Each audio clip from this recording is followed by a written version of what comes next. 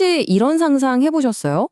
우리가 쓰는 무선 인터넷을 전파가 아니라 레이저 같은 빛으로 주고받는 세상 말이에요. 자, 오늘 이야기할 모바일 자유공간 광통신, 바로 FSO가 꿈꾸는 미래가 바로 이런 모습입니다.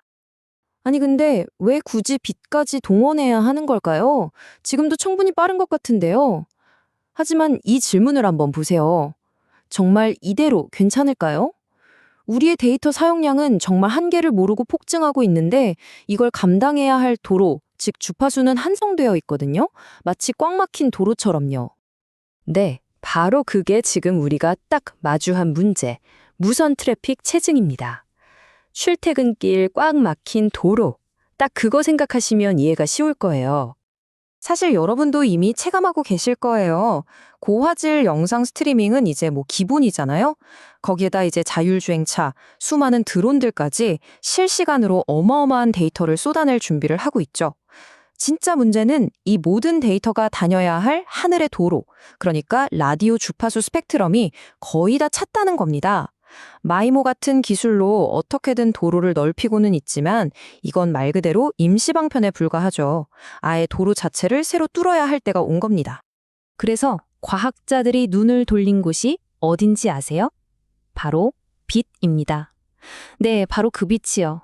전파 대신 빛으로 데이터를 쏘는 거죠. 이건 뭐 완전히 새로운 차원의 고속도로를 여는 셈이에요.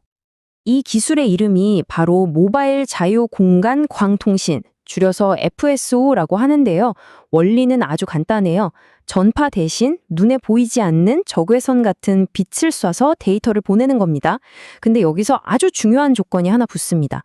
빛은 직진하잖아요. 그래서 송신기와 수신기 사이에 아무런 장애물이 없는 탁 튠 시야, 그러니까 가시선이 반드시 필요해요. 아니, 빛을 쓰는 게 대체 왜 그렇게 대단하냐고요?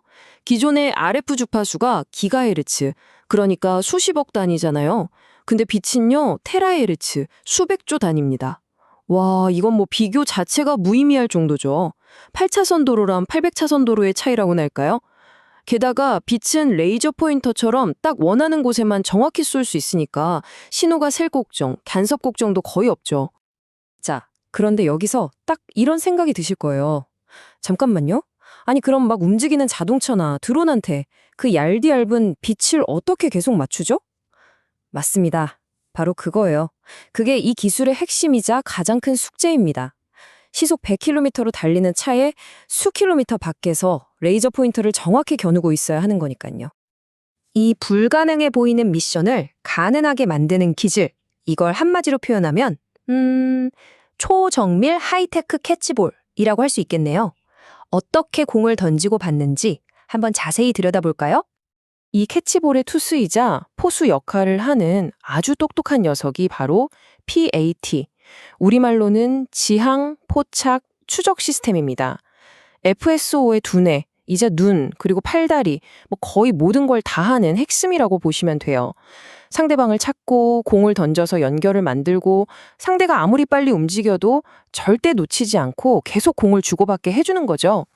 자, 이 PAT가 하는 일은 크게 세 단계로 나눌 수 있어요. 첫째, 지향. 일단 상대방이 저쪽 어디쯤 있겠다 하고 대강 방향을 잡는 거죠. 그리고 둘째, 포착. 그 주변을 샅샅이 스캔해서 상대를 정확히 찾아내고 자, 이제 시작하자 하고 첫 연결, 그러니까 악수를 하는 겁니다. 마지막으로 제일 중요한 추적 단계인데요. 한번 잡은 손을 절대 놓지 않는 거예요. 상대방의 모든 움직임을 실시간으로 따라가면서 빔을 계속 수정하는 거죠. 이걸 좀 더 쉽게 야구에 비유해 볼까요? 투수가 공 던지기 전에 포수가 대충 자리를 잡잖아요. 이게 바로 CPAT, 그러니까 대략적인 PAT 단계입니다. 일단 공 받을 준비를 하는 거죠. 그리고 공이 휙 하고 날아오는 그 순간, 그 미세한 궤적까지 쫓아가서 글러브를 착 갖다 대는 거. 이게 바로 FPAT, 정밀한 PAT인 겁니다. 이 두 단계가 쉴 새 없이 착착착 반복되면서 연결이 쭉 유지되는 거죠. 하지만 여러분, 이론처럼 모든 게 완벽하면 얼마나 좋겠어요. 현실 세계는 변수가 훨씬 많죠. 갑자기 안개가 짙게 끼거나 자동차가 막 울퉁불퉁한 길을 달려서 심하게 흔들린다면? 과연 괜찮을까요? 네, 이 똑똑한 기술도 이런 현실적인 문제들과 싸워야만 합니다. FSO의 가장 큰 약점, 천적이라고 할 수 있는 게 바로 짙은 안개나 폭설 같은 궂은 날씨예요. 빛이 통과를 못하니까요. 당연하죠. 근데 해결책이 생각보다 아주 똑똑하고 강력합니다. 바로 플랜 B를 두는 거예요. 평소에는 초고속 FSO를 쓰다가 날씨 때문에 빛의 길이가 막히면 즉시 기존의 RF 통신으로 백업하는 하이브리드 시스템을 쓰는 겁니다. 고속도로가 꽉 막히면 국도로 우회하는 거랑 똑같아요. 속도는 좀 느려져도 연결이 아예 끊기는 최악의 상황은 막을 수 있는 거죠. 날씨 말고도 또 다른 골칫거리가 있어요. 바로 흔들림입니다. 자동차의 진동, 드론의 갑작스런 움직임, 이런 것들이 정밀한 PAT 시스템을 방해할 수 있거든요. 여기서 FSO가 비장의 무기를 꺼내듭니다. 뭔지 아세요? 바로 인공지능, AI입니다. CNN 같은 딥러닝 모델이 수많은 주행 데이터를 학습해서 차가 다음에 어디로 움직일 것 같다 하고 미리 예측을 해버리는 거예요. 마치 미래를 보는 것처럼요. 덕분에 훨씬 더 안정적으로 연결을 유지할 수 있게 되는 겁니다. 자, 그럼 이 모든 조각들을 한번 맞춰볼까요? 우리가 앞으로 마주하게 될 미래통신의 모습, 그 핵심 키워드는 바로 하이브리드에 있습니다. 이게 정말 중요한 포인트인데요. FSO는 기존의 RF 기술을 대체하는 게 절대 아닙니다. 오히려 둘도 없는 최고의 파트너가 되는 거예요.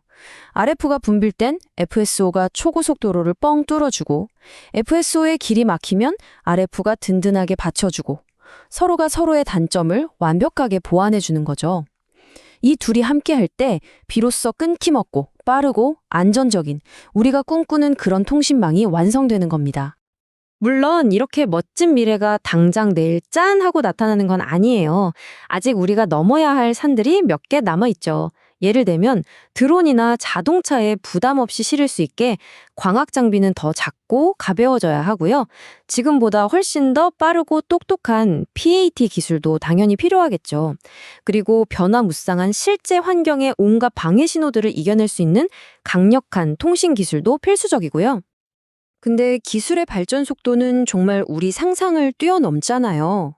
어쩌면 정말 몇 년 뒤에 우리가 도로 위를 달릴 때, 저 하늘 위로 드론 택시가 날아다닐 때, 그 모든 것들을 연결하는 게 지금 우리 눈에는 보이지 않는 이 촘촘한 빛의 네트워크일지도 모릅니다.